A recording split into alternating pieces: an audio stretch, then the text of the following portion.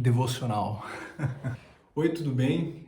Já faz um tempo que eu não faço devocional, para ser sincero e para falar a verdade, né? Desde o ano passado, mas gostaria de começar esse 2024, aproveitar o ritmo e o tempo que eu tenho tido para poder agregar na vida de vocês, ser usado por Deus e poder passar para vocês uma palavra recente que o Senhor tocou ao meu coração.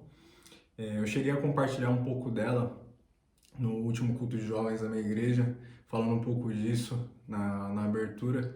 Eu acho interessante também levar para as demais pessoas, porque foi algo que mexeu muito comigo e é algo que eu acredito que seja importante a gente reforçar no nosso dia a dia. E por isso hoje eu trouxe o tema com o título que é Até os incrédulos creem mais. Bom, hoje eu vou falar um pouco sobre o temor que a gente tem ou deveria ter, né? Que às vezes a gente acaba por esquecer, acaba deixando de lado isso que é algo tão importante na nossa relação com Deus. Eu vou usar como texto base 1 Samuel 5 e 6. E para dar uma contextualizada, na época a Arca da Aliança ela tinha sido pega pelos filisteus e estava sendo mantida lá com aquele povo, porque depois de uma série de conflitos que estava tendo entre os filisteus e Israel. E na derrota de Israel naquela batalha, os filisteus acabaram roubando a arca e levando para seu território. Eles trouxeram a arca de Ebenezer para Asdod. Chegando em Asdod, a arca, eles colocaram dentro do templo do deus deles, que era Dagon. E eles tiveram a ousadia de colocar a arca do lado de um monumento a esse deus deles. Só que, com o passar das noites, eles foram percebendo que a cada noite que se passava, a estátua do deus deles, a estátua de Dagon, aparecia de uma maneira diferente. Por isso eu gostaria de ler com vocês aqui, ó, 1 Samuel 5, versículo 2. E a colocaram dentro do templo de Dagon, ao lado de sua estátua. Quando o povo de Asdod se levantou na madrugada do dia seguinte, lá estava Dagon caído com o rosto em terra, diante da arca do Senhor. Eles levantaram Dagon e colocaram de volta em seu lugar. Mas na manhã seguinte, quando se levantaram de madrugada, lá estava Dagon caído com o rosto em terra, diante da arca do Senhor. Sua cabeça e mãos tinham sido quebradas e estavam sobre a soleira. Só o seu corpo ficou no lugar. Meus queridos, os caras tiveram a ousadia de colocar a Arca da Aliança, que representava a presença do Senhor, a presença do Deus de Israel, do lado de um Deus pagão. É óbvio que aconteceria alguma coisa, porque não dá para comparar o nosso Senhor com os demais deuses. E eu acho que se eu entrar nesse tema vai dar batata. Batata. Mas não dá para colocar os dois juntos, colocando como se fossem equiparados. Até porque, como era um deus pagão, ele era um deus irreal, era apenas uma imagem, era apenas uma estátua, era um ídolo aquilo. Então, o Senhor fez questão de mostrar que aquilo não tinha poder sobre ele. Aquilo não passava de nada, tanto que colocou a estátua em posição de prostrado, se rendendo ao Deus verdadeiro. Depois de um tempo que a arca estava lá em Asdod, a mão do Senhor começou a pesar sobre a galera de lá. Então começou a acontecer um monte de coisas ruins com a galera, com os filisteus. E eles tinham percebido que isso estava acontecendo desde que a arca tinha entrado dentro do meio deles. E como eles não se rendiam, como era um povo que não tinha um coração voltado para o Senhor, e sim para outros deuses, aquilo começou a surtir um efeito. Porque daí o Senhor começou a se manifestar no meio deles, só que de uma forma negativa, porque eles eram os ímpios naquela situação.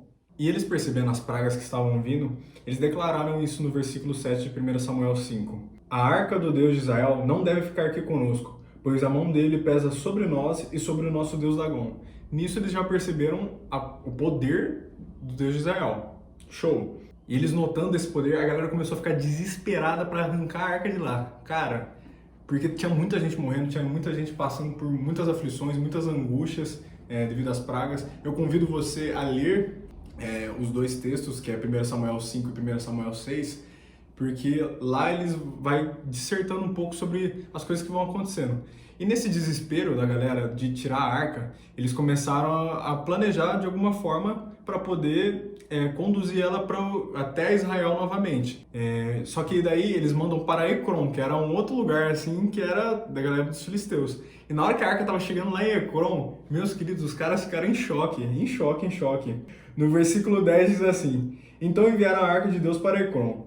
Quando a arca de Deus estava entrando na cidade de Ecrom, o povo começou a gritar. Eles trouxeram a arca do Deus de Israel para cá a fim de matar a nós e ao nosso povo. A galera sabia, a galera tinha conhecido esse lado de Deus, que mostra esse lado de que Deus não é equiparável, com Deus não dá para se brincar. Já chegando no capítulo 6, eles começaram a planejar, continuaram o planejamento de devolver a arca para Israel, e junto com isso eles estavam oferecendo até ofertas de culpa. Então uma forma de expiação para poderem serem perdoados pelo Deus de Israel. Mesmo não acreditando e não levando a sua fé a esse Deus, mas eles percebiam a magnitude dele. Pois eles acreditavam que no momento em que eles devolvessem a arca a Israel, junto com as ofertas de culpa, eles poderiam ser curados pelo mesmo Deus que os afligiu. Então a gente já vê essa movimentação da galera de, temos que respeitar esse Deus, temos que respeitar esse Senhor que, devido à nossa iniquidade, trouxe todas essas desgraças para a nossa vida, para o nosso povo,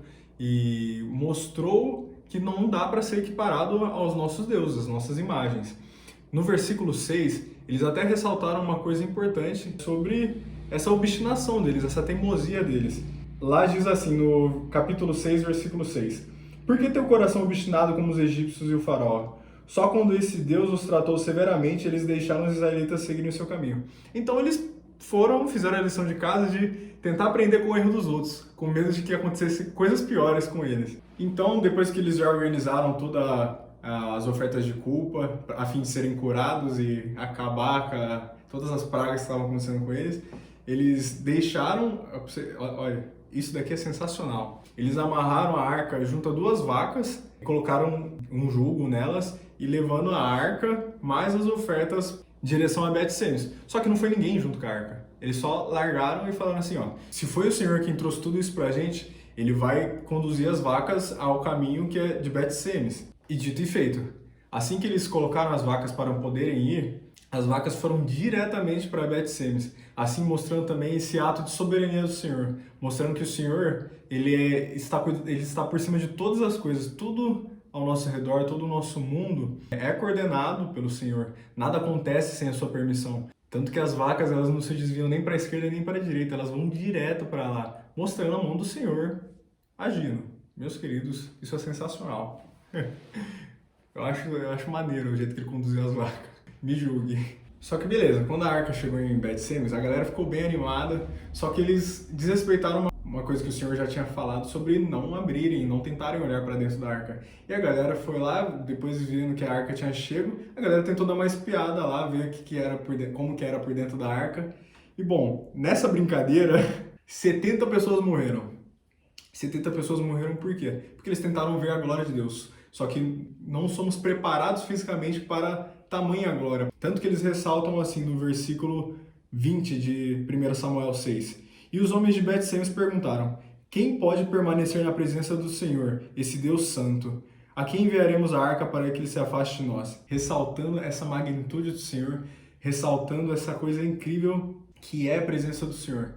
Que um dia, na glória, a gente vai conseguir ver isso de uma maneira... Uau! Maranata! Eu já estou desviando do assunto. É que isso me deixa muito fascinado. Isso me lembra também daquela passagem lá do Senhor passando assim, na fenda da rocha, sendo um lugar seguro para poder ver o Senhor, cara, ver essa magnitude. Ai, vamos lá, foco!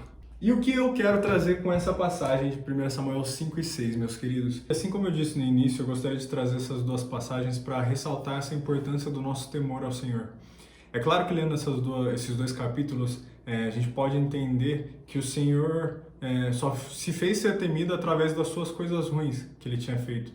Mas a gente não pode esquecer que nos livros anteriores a gente viu o Senhor mostrando vários sinais, demonstrando várias maravilhas, e mesmo assim a galera quis se manter em desobediência ao Senhor, sem temê-lo. Tanto que o livro de Juízes mostra muito a ausência do Senhor em relação a Israel.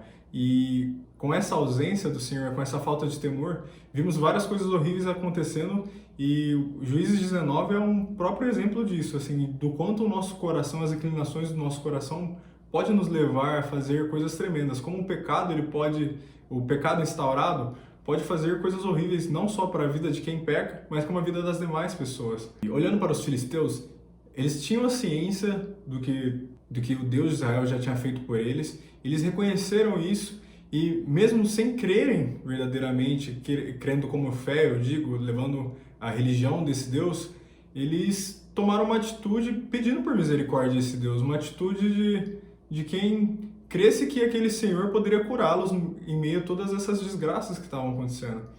E assim eles fizeram, mesmo que no fim eles não fossem se reverenciar a esse Deus, mas eles tiveram um temor, uma atitude de quem teme a Deus. Israel, que a gente deve tomar como exemplo, deixa de fazer isso, tanto que um pouco mais tarde a gente vê isso com a própria questão deles pedindo um rei a Saul, eles rejeitaram Deus de novo, entende a situação? Agora trazendo isso para o nosso contexto diário, a gente acaba colocar Deus, minimizar Deus não só no que Ele pode fazer, mas em quem Ele realmente é. Esquece da soberania do Senhor, de quem o Senhor é, que Ele é o nosso Criador.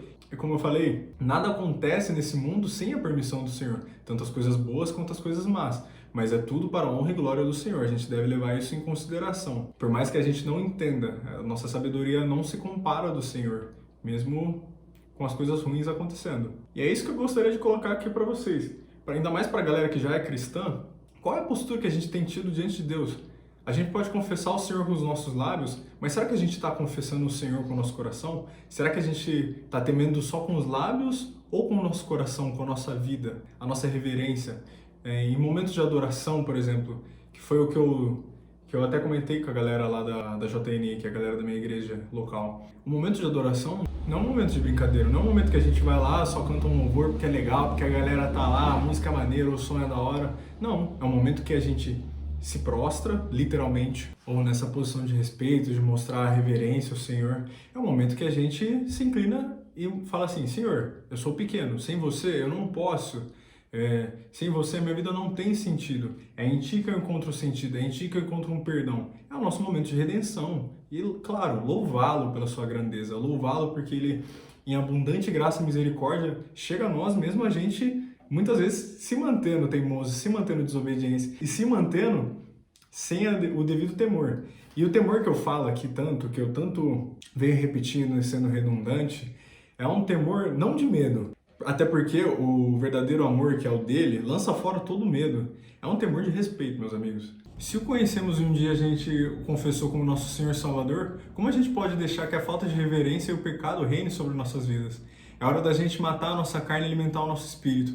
É o momento da gente orar, adorá-lo e ler a sua santa palavra para que a gente possa se encher e fortalecer a nossa fé e o nosso temor. A sua graça nos cobre e através de Cristo a gente pode limpar toda a nossa imundície e conseguir forças para continuar caminhando nessa jornada. Que o nosso temor, sendo presente ou inexistente, nunca nos faça esquecer de que ele virá em breve. E feliz é aquele que guarda suas palavras e profecias. Não se esqueça que um dia todo joelho se dobrará e toda língua confessará de que Jesus Cristo é o Senhor. E enquanto ele não retorna, é tempo de se reconciliar e render a sua soberania. Muito obrigado, que Deus possa te abençoar. Perdão a correria desse fim de vídeo, mas Satanás está tentando acabar com esse vídeo e a memória do meu celular, ele não vai prevalecer. Glória a Deus, que você possa ser tocado aí na sua casa e que o Senhor te guie em temor e amor. E amor ele tem de sobra, principalmente misericórdia. Um beijo e um abraço.